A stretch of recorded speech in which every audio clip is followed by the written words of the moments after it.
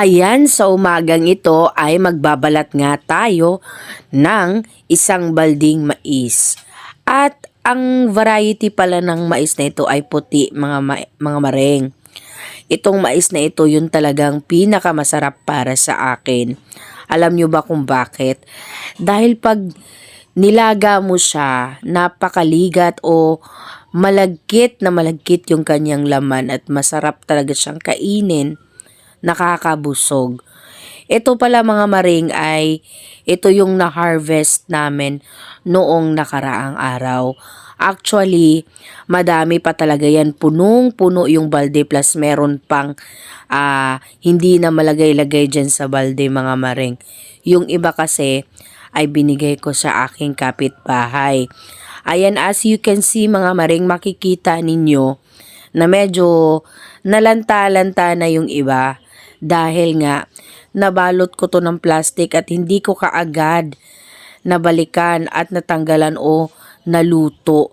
Kaya iyan, buti na lang, hindi sila nasira lahat. Pero sad to say, yung iba ay nasira. Medyo nasira yung iba.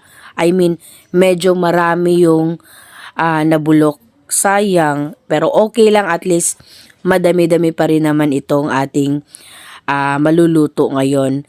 Ayan mga mareng, yan sila lahat. Nilalagay ko lang sila dyan sa tray dahil syempre ay huhugasan muna natin sila bago natin sila lulutuin. Alam nyo ba mga mareng, ay isa ito sa mga childhood survival food namin ng mga magkakapatid. Napakasarap talaga nito. Alam nyo dati, naalala ko pag nag-aani kami kasama ng mga magulang ko, talagang pagkapitas namin sa puno ng mais ay diretso na yun, mag-ano lang kami, magpaapoy lang kami dyan sa gilid at amin na siyang iihawin. At eto pala mga mareng, dahil marami nga sila, yung iba pinlastic ko at nilagay ko dito sa freezer kasi stock natin yan pag gusto natin kumain ulit ng mais. Ayan, dyan lang muna siya.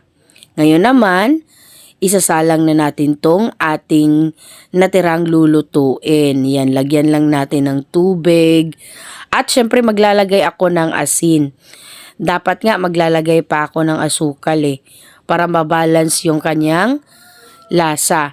Kaso nga, naubusan ako ng asukal. At takpan lang natin, wala! Luto na mga bareng. Napakasarap nito at napakaligat. Tara, kain!